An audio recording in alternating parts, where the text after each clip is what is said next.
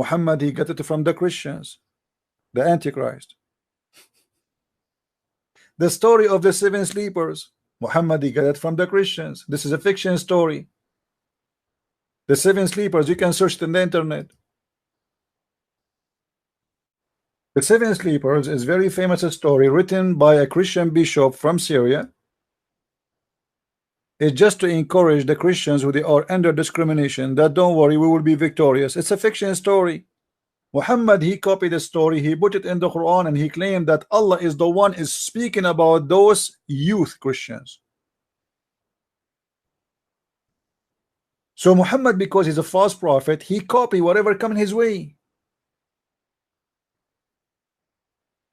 It doesn't matter what is in the way. Muhammad, he chose it.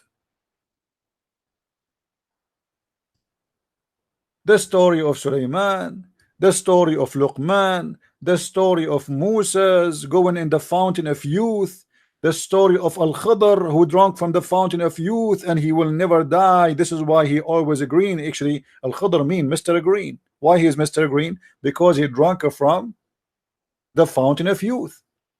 When Muhammad he get those stories, all of them they are copy. If you go and read the story of the seven sleepers, you will see how much similar, except that Muhammad and the Muslims, they thought the word kali'ahum is kalbahum. So the Quran says, and they have a dog with them. The fact it says kali'ahum, not kalbahum. Even in many Islamic interpretation, they say it is not kalbahum, but there is an error in the scribe, which means when they wrote the Quran, instead of writing kali'ahum as it is in the Christian story, they said kalbahum, because all of us we knew that in Islam the dog is dirty. So what Allah saying, that a dog with those Christians? It was an angel who is called kali'ahum, which means their provider. If you go, just to give you more examples of Muhammad copying from the Jews and copying from fairy tales around him, not necessarily just the Jews, everybody. Let us see.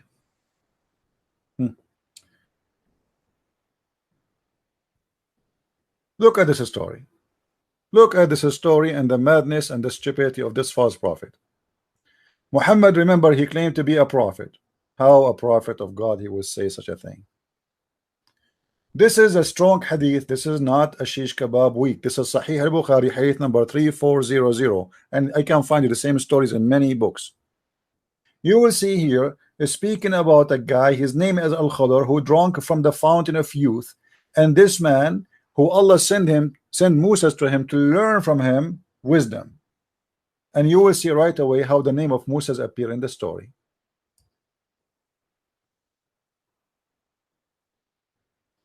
Moses thought that he is the most person who knows about what? About the teaching of Allah. A person asked him, are you the most knowledgeable? He said yes. Allah said to Moses, no, you are not the most learned.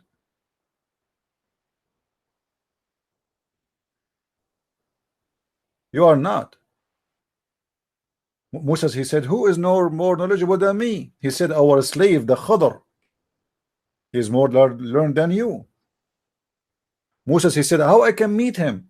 And then the story continue, and you will see a very funny, stupid story about Moses. Allah told him to take a fish with him, as the Quran story says. And when you lose the fish, because the fish will come back to life. Why the fish will come back to life? Because the fish will drink from the fountain of youth and come back to life. Because this is the fountain. Whoever drank from it, he come back to life.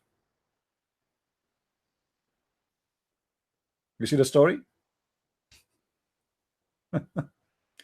And then Moses, the fish escape and run in the water, and the fish, when it goes in the water, it make the water like a rock, so they can trace and walk in the top of the water. Imagine Moses is walking in the top of the water, and then when they arrive in the middle of the ocean, they found a guy, his name is Al-Khadr. He is in the middle of the ocean, just staying there. You see, it says they follow the traces of the fish in the ocean. Have you ever heard of somebody following a trace of a fish in the ocean? How in the world we can follow a trace of a fish in the ocean? Why? Because the ocean turned like a rock, solid rock, wherever the fish go. So they just walk. They did not even take a boat. They were walking in the ocean. All those stories Muhammad is copying from people around him, mixed with the legend of the Jews. The story of Al-Khidr is a story the Jews they learned when they were captured in Iraq by the Assyrian.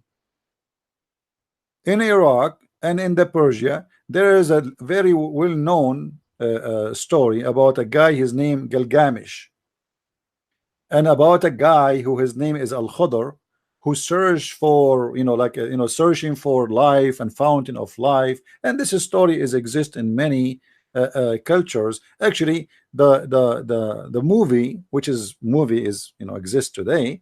The Caribbean, the part of the Caribbean, you will see there they are speaking about the fountain of youth. This is how much this story spread all over. The same as the flying horse of Suleiman.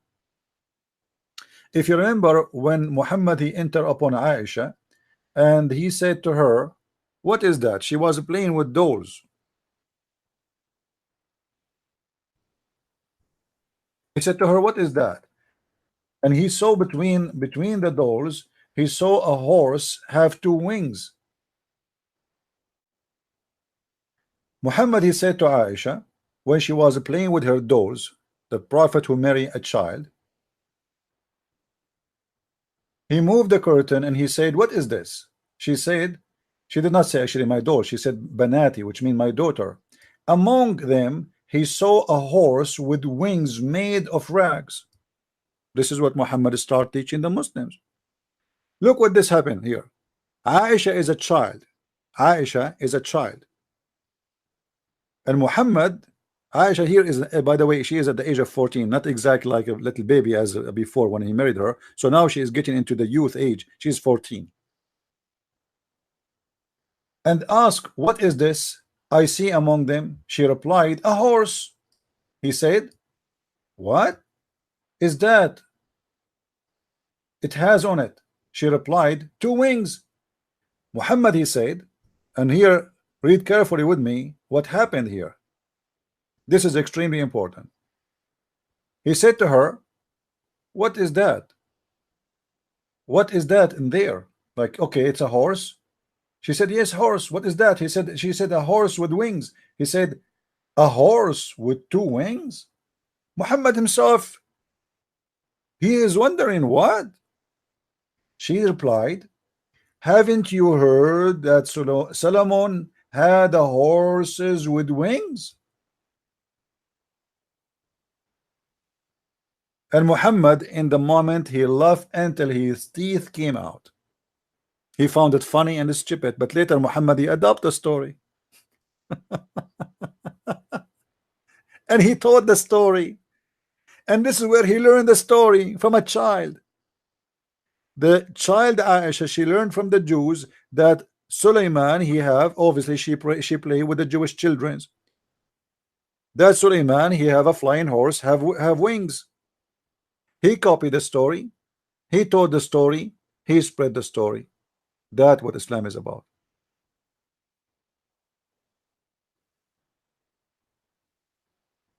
One more thing before we finish this video, so you can download it. Muhammad was praying in a funeral. Read carefully with me. The Messenger of Allah used to pray, stand up in a funeral until the corpse is buried. A learned Jews, what happened here? A learned Jews, which mean a rabbi, once passed by him and said, this is how we do it. The Prophet sat down and said, act differently from them. And this is a very clear proof that Muhammad is a false prophet. If the prayer of Islam is coming from Allah, why in the world Muhammad he will change it in a second? Just because a Jew, he said to him, this is how we do it. If I am a prophet of God and now I'm teaching you how to pray, where Muhammad is getting how to pray? Supposedly the Muslims they say that Jibreel he taught him. Okay, so Jibreel taught him that he should stand in the prayer when he pray in the funeral. A Jewish is walking by. And he just said, this is how we do it. So what the problem with Muhammad? Why he is asking the Muslims, ordering them to act differently, and he sit down immediately? Read carefully here. The Messenger of Allah used to stand up during the funeral prayer. Used, which mean all the time, for a long time. He never changed it until a Jewish guy, he said to him, this is how we do it. How you are claiming that you are a person, everything you do is coming from Allah, even the prayer is inspiration from Allah. How to put your hand is everything the Muslim do is supposedly is Allah taught taught Muhammad through the angel Jibreel how to do it, and now you are changing the prayer for the sake of a Jew, saying this is how we do it. So yes, we agree that Muhammad is a person as a fraud. He copy from others. Nothing of Islam is his own. The Kaaba is the Arab pagan, his parents. They kiss the black stone before him. They go between As-Safa and Al-Marwa. Muhammad, he said, when his followers, they thought he is going to demolish As-Safa and Al-Marwa, he said to them, no, As-Safa and Al-Marwa is from the ritual of Allah. Why the Safa and Marwa from the ritual of Allah? How is that? This is the ritual of the pagans. Muhammad, he have to make a verse about it to be sure that the Muslims, they will follow the tradition of the Arab pagans, as we see in chapter 2 verse 158. If you read the interpretation, you will see that they say to him, why we hate to do a Safa and Marwa. They don't want to do it. But Muhammad forced them to do it, because the whole point he want to say to the Arab, I am not against you as a pagan. Here we go. You like the Kaaba, I like the Kaaba. You kiss the black stone, I kiss the black stone. You go to As-Safa and Marwa, I go to the Safa and Marwa. And not only that, you know what? I am going to make it as a part of the ritual of Allah. But this was the shrine of the pagans. The same as the Kaaba was the shrine of the pagans. The same as the black stone was the black stone of the pagans. Islam is nothing, my friend, except a copy. Even the word Islam is coming from the guy who his name is Muslim, who the Muslim call him Musaylama to make fun of him. The word Ar-Rahman, Muhammad, he copied from that guy. This guy, he claimed to be Rahman, and his God is Rahman. He is Ar-Rahman and his God is Rahman. Muhammad, he never said the word Rahman until he received a letter from this guy saying, in the name of Ar-Rahman. So Muhammad, right away, he liked the name and he added to his book, to his Quran. And then he said, when the Arab, they said to him, who's Ar-Rahman? Who's Ar-Rahman? He never mentioned the word Rahman before. Never. What happened today? So the Arab, they said to him, so Muhammad, do you have a new God? We thought you worship Allah, and now you are saying Ar-Rahman. Who is Ar-Rahman? Is that Rahman al-Yamama? Even they mentioned to him that this is the Rahman of al-Yamama. The only Rahman we know is the guy who his name is Musaylama. The Muslim, they call him Musaylama Muslim, and he is Rahman al-Yamama. So look what Muhammad, he said to them as an answer in the Quran, chapter 17 verse 110. He said,